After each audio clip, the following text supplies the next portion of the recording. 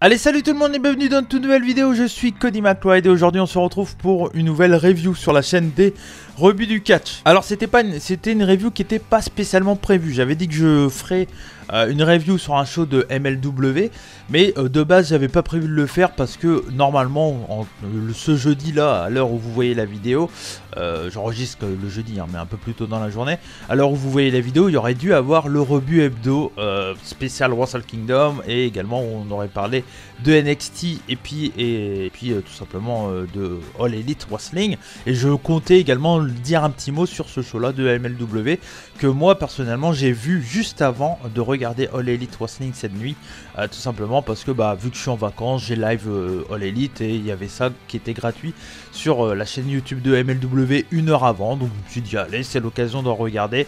J'avais dit lors de ma review de ROH que j'allais faire exactement pareil pour MLW par exemple, de regarder un show pour voir ce que ça donne et pour vous donner mon avis tout simplement et vous dire si je vous conseille de regarder ou pas MLW.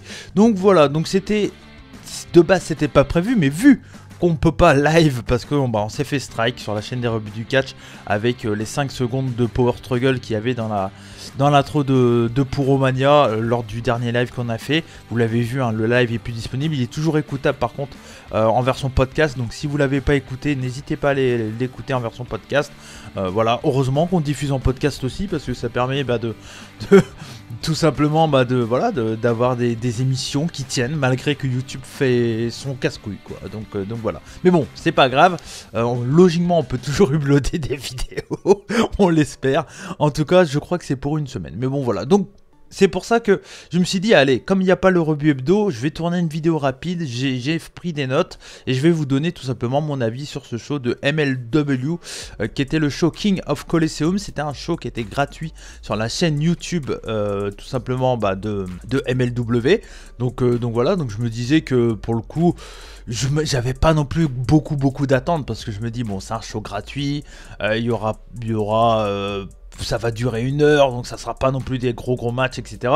Donc je me suis dit, bon, on va voir ce que ça va donner, mais je partais pas non plus très avec beaucoup de hype vers MLW, parce que j'avais vu quelques images de Major League Wrestling depuis leur retour, depuis leur restart, depuis la Covid tout simplement. J'avais vu des images et je me disais... il y a plein de trucs qui va pas quoi. Au point de vue de la production, c'est assez horrible. Il y a un espèce de grain qui est dégueulasse sur l'image. Il y a une fumée de vapote là. Il y a une grosse fumée pendant tout le show qui est assez dégueulasse. Et puis il y a une ambiance sonore qui est horrible quoi. Les mecs ils ont mis ambiance de bar pour MP3, ils ont téléchargé ça sur internet et puis ils l'ont mis et le mettent pendant tout le show, même pendant quand il y a des promos qui ont été bien entendu enregistrés à l'avance. Ils continuent à mettre ce putain de son. Je comprends pas pourquoi ils font ça. Ça gâche tout le plaisir et j'ai vraiment eu du mal à me mettre dans des matchs qui étaient assez sympas. Je préfère avoir une ambiance clairement pas de public, voilà, nu, que des faux sons à la con quoi. Parce que là regarde, c'est donc le son qu'ils ont mis. J'ai tapé ambiance de bar.mp3, donc c'est ça. Et donc imagine, je fais toute la review avec ce putain de son là. Eux, pendant 1 heure, tu te tapes ça avec le catch, avec un bruit de bar comme ça. T'entends les mecs qui font hey Gilbert, ça va et tout. Enfin, tu te dis, mais pourquoi ils font ça? C'est con, je comprends pas. Bon, je laisse ou pas? Je laisse le son? Parce que je sais que c'est chiant, mais... Non, bon, allez, je suis sympa, je vais l'enlever. Non, mais voilà, donc vous comprenez aussi pourquoi j'étais pas trop hype. Parce que moi, les catcheurs qui sont dans cette promotion, ça me dérange pas spécialement, c'est plutôt des bons catcheurs.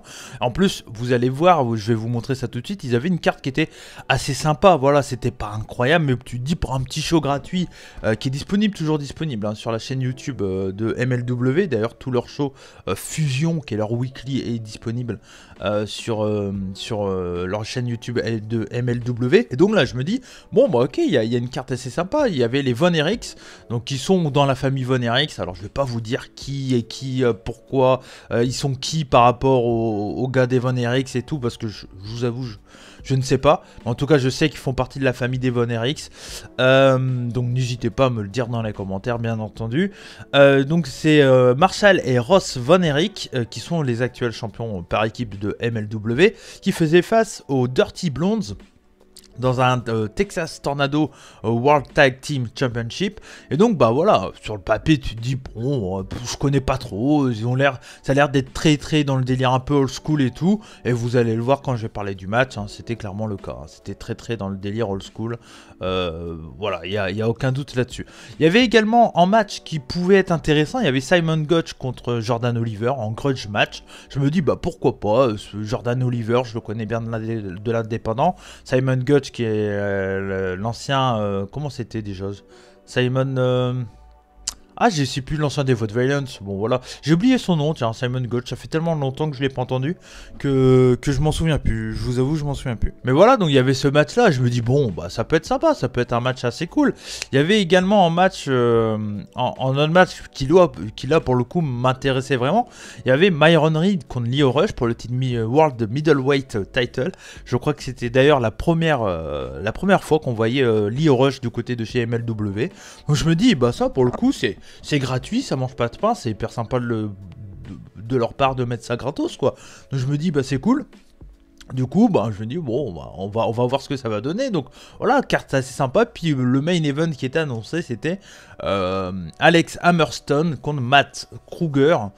C'est tout simplement pour le titre National Openweight, qui est, je crois, leur titre mid-card. Hein, si je dis pas de bêtises, l'actuel champion MLW Heavyweight, je crois que c'est Fatou, je crois. Si je dis pas de bêtises. Qui fait partie de la même faction que Matt Kruger, mais ça j'y reviendrai quand je parlerai du match. Mais voilà, donc il y avait une carte assez sympa. Tu dis que t'as 4 matchs gratos, et pas catch match gratos, un catch match gratos. Tu te dis, bon, voilà, ça mange pas de pain, on va voir ce que ça va donner.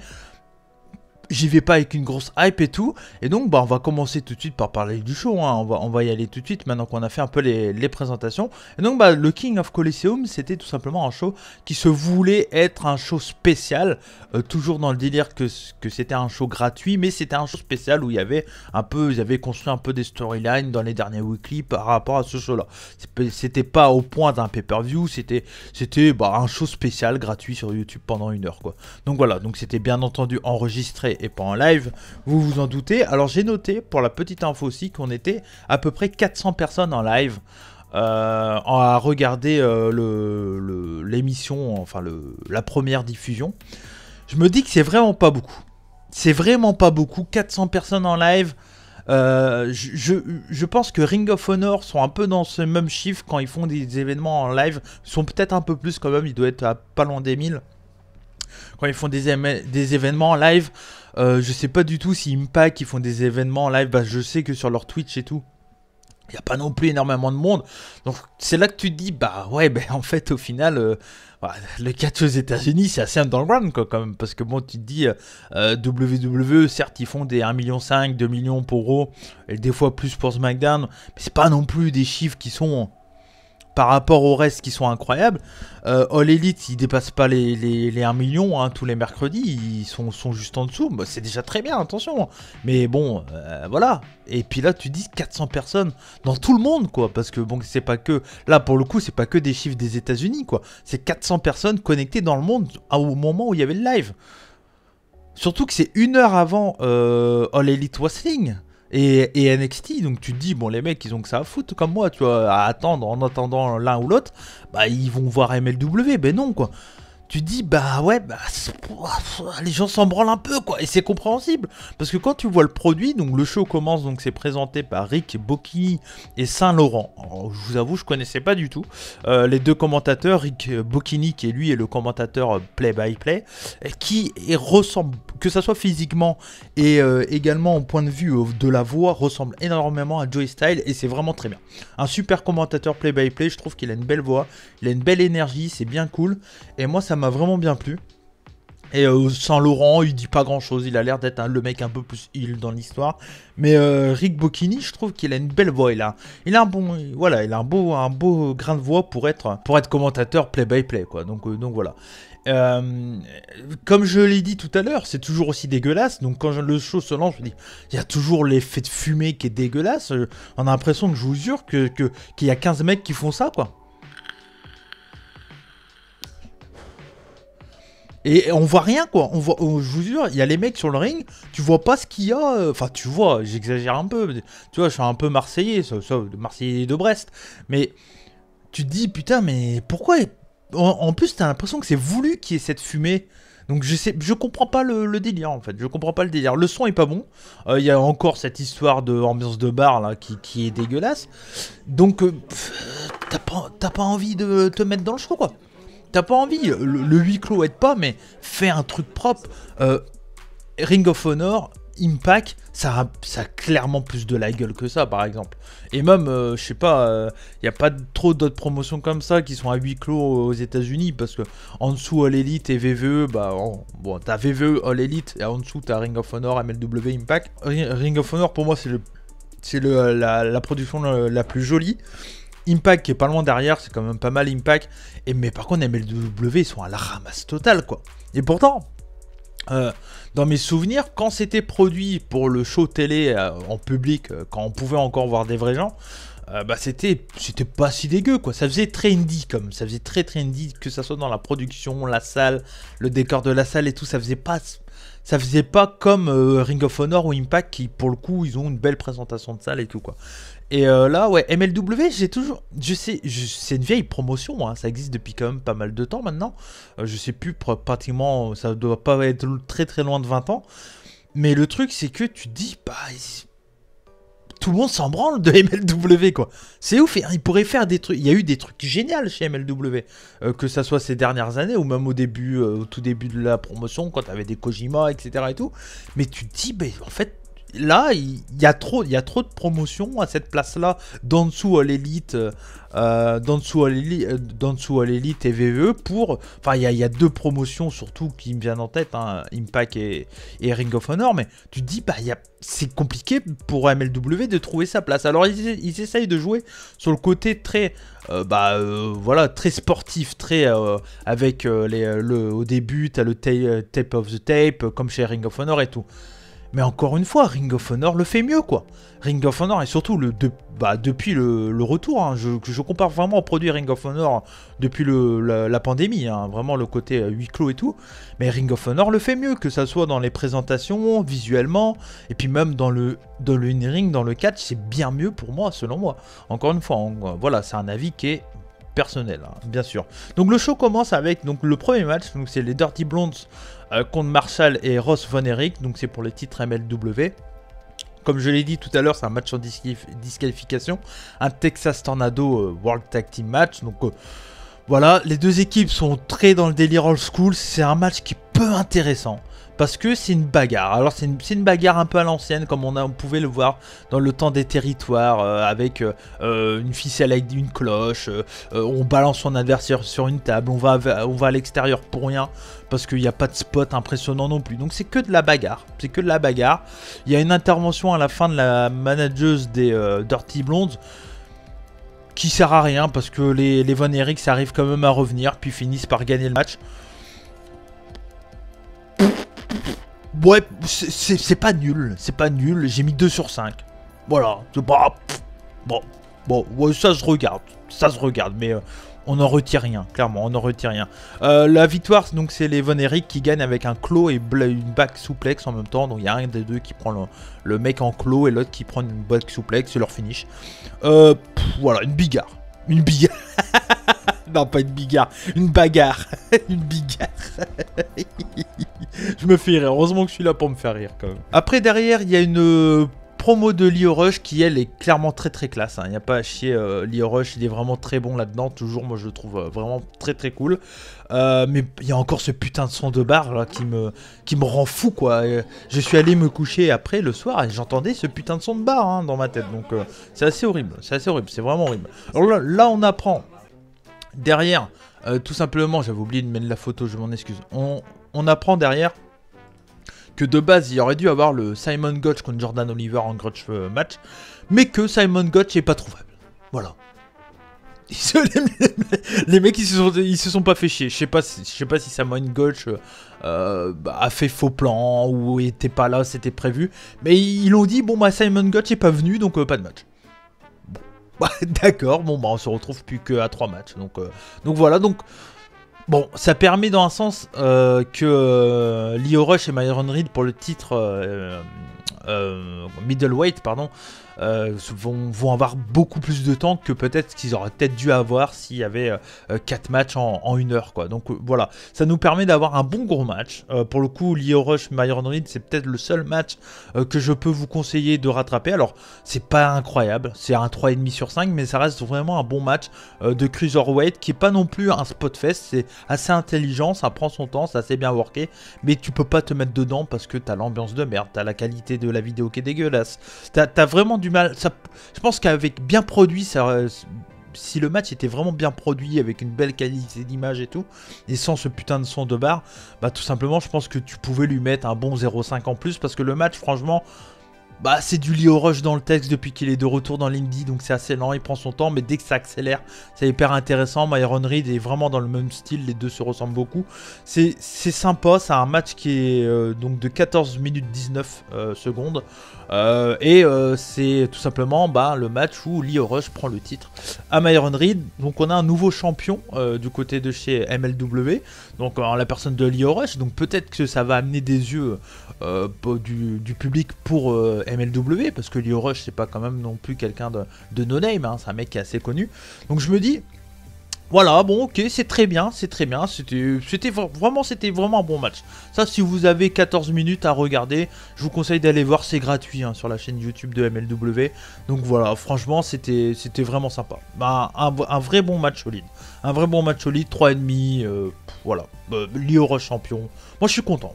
Franchement, voilà, je vous dis, hein, c'est le seul match qui est intéressant dans ce show, parce que le reste, c'est soit lambda le premier match, le deuxième match, enfin le troisième, le dernier, je vous en parle même pas, et il y en a un qui devait être intéressant, qui a pas parce que Simon Gotch n'est pas venu.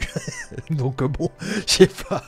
Donc on arrive au main event, hein, tout simplement. Je vous parle pas de tous les promos qu'il y a qui sont tout aussi horribles entre eux, parce que ce putain de son de barre, hein, encore une fois, ça me tient à cœur, mais voilà quoi, c'est pas bien quoi, c'est pas bien, je sais pas pourquoi ils se sont dit tiens on va faire un son de barre. Quelle idée, bref. Mats Kruger, donc qui fait partie de la faction Contra. Alors, la faction Contra, je suis désolé mais c'est un putain de clan de terroristes quoi. Les mecs, c'est des terroristes, ils le disent, ils ont... Donc ça, je crois, alors je connais pas vraiment toute l'histoire, mais quand tu vois ça pour la première fois, tu dis les mecs ils ont un clan de terroristes chez eux quoi. Et dans ce clan il y a Sean Daivari, lui dès qu'il est là pour faire des terroristes, c'est le premier, c'est dommage, c'est un très bon catcheur, mais pourquoi il est tout le temps utilisé comme terroriste quoi. Enfin je suis désolé, moi je m'appellerais Sean Daivari, j'ai pas envie d'être rabaissé à être un terroriste parce que je m'appelle Sean Daivari quoi. Putain, mais c'est... Et puis même faire une putain de faction d'espèces de terroristes, machin, avec le logo de l'Arabie Saoudite, qui est très ressemblant à l'une des gros clans, je vais pas les citer, on a déjà eu des problèmes sur YouTube, on voit pas trop, voilà, mais qui est l'un des parties c'est le même logo que les gros trucs terroristes que vous voyez de qui je parle. Et donc, je lui dis... Pourquoi ils utilisent ce putain de logo avec les fourches, là, comme ça? Je lui dis, putain, mais c'est... C'est vieux quoi, c'est vieux, c'est années 80, c'est dégueu, ouais l'américain contre le méchant arabe. Oh, arrête quoi, c'est nul. J'ai pas aucun intérêt à aller voir ça quoi. J'ai pas envie, je regarde pas ça. Si j'ai envie de voir ça, je regarde Sergent Slaughter contre Hulk Hogan quoi. Franchement, c'est nul, les gars, MLW, réveillez-vous là, qu'est-ce que vous faites? Vous êtes tellement trop années 70 dans ce délire de contrôle, la faction Hill avec des arabes quoi. C'est nul, et c'est même à la limite du juste correct quoi. C'est vraiment limite, hein. Moi j'ai vu ça, je fais c'est quand même limite quoi. Je fais putain, je sais pas si ça vous choque aussi vous, mais moi je pense que le catch a pas besoin de jouer sur les différences des personnes pour que ça soit des heels ou des faces. Parce que là c'est juste des arabes vénères qui veulent détruire les États-Unis quoi. C'est léger, c'est chaud quoi un peu. Donc voilà, le match est... Mats Kruger, c'est un grand bonhomme qui est arrivé il y a pas longtemps. Ça devait être joué par Cody Hall, mais MLW l'ont pas gardé parce que c'est un débile, malgré qu'il a le même nom que moi, mais voilà, heureusement. Donc c'est un autre gars qui est pas dégueu, mais c'est un gros big man. contre Hammerstorm, c'est une bagarre de big man. C'est pas mal. Si, voilà, s'il y avait eu une vraie fin, je t'aurais mis peut-être 2,5. Mais là, il n'y a pas de fin. Le match finit en décompte à l'extérieur. Puis c'est... Merci de nous avoir suivis. Ciao, ciao, bye. J'ai mis 1. J'ai mis 1. Non, c'est bon. Bon, pas intéressant. Vraiment pas intéressant. Donc voilà, donc mon avis sur King of Colosseum. Bah, je peux te dire, c'est pas ouf. C'est pas ouf. Voilà, c'est pas ouf la MLW, clairement. Je suis pas... je vais attendre. Je vais pas recommencer à critiquer le truc. On va attendre un peu. On va voir les prochains quand il y aura un gros pay-per-view. Je crois qu'ils ont un gros pay-per-view en février. Là, c'était clairement un show YouTube de 1 heure, etc., etc. Mais... Bon, moi, voilà, si je vous conseille, si je peux vous conseiller un match, c'est carrément le Lio Rush Myron Reed qui est vraiment sympa. Si ça fait quelques temps que vous n'avez pas vu Lio Rush catcher, etc., que vous l'aimez bien quand il était chez WWE, bah voilà, vous pouvez aller le voir, c'est bien, franchement c'est bien. Donc voilà, c'est le seul match que je conseille, sinon le reste du show est vraiment pas du tout à retenir. Et pour moi, ils sont clairement en dessous dans la guerre des trois, là, entre... Ring of Honor, Impact et puis MLW. Ring of Honor pour moi est au-dessus de fois 10 000. Enfin, moi, personnellement, c'est ce que j'aime vraiment. Impact m'intéresse pas du tout. Impact, ça m'intéresse pas. Là, ils vont faire un match Ethan Page contre Karate Man qui est joué par Ethan Page. Je fais, mais qu'est-ce qui. Quoi? Mais quoi? Mais qu'est-ce que putain que je regarde, quoi? J'aime bien l'absurde dans le catch, mais là c'est trop loin, quoi. Et puis MLW qui essaye de faire... Bah, j'ai l'impression qu'ils essayent de jouer sur le même terrain que Ring of Honor, mais sans des gros moyens, et du coup ils font limite. Enfin voilà, je suis pour le moment... Bon, voilà, moi je suis Team Ring of Honor, hein. Je vous l'ai dit de toute façon lors de ma review de Final Battle si vous l'avez suivi. Mais bon voilà, donc c'était mon avis sur MLW King of Colosseum. Merci à vous de m'avoir suivi, n'hésitez pas à nous soutenir, on en a besoin, hein, parce qu'actuellement avec le strike et tout, ça fait un peu chier, mais bon, voilà. Mais merci à tous ceux qui nous ont envoyé des messages pour le soutien, tout ça, c'est cool, merci à vous tous. N'hésitez pas à laisser des commentaires, des likes, puis n'hésitez pas également à aller vous faire un tour. Je mettrai le lien du show dans la description, vu que c'est sur YouTube et c'est gratuit. Il n'y a pas de problème là-dessus. Merci à vous tous, c'était les rebuts du catch, à savoir Cody McBride. Je vous fais des bisous. Rugby Hebdo, ça sera demain à partir de 18h, 19h. Je verrai quand je vais le mettre en ligne. Mais voilà. Et puis on espère pouvoir refaire des lives très bientôt. Et on fera attention au point de vue des strikes parce qu'on n'a pas envie que la chaîne ferme, tout simplement. Merci à vous tous. C'était les rebuts du catch. Je vous fais des bisous. Et surtout, n'oubliez pas, soyez curieux. Allez, ciao. Et attention aux strikes.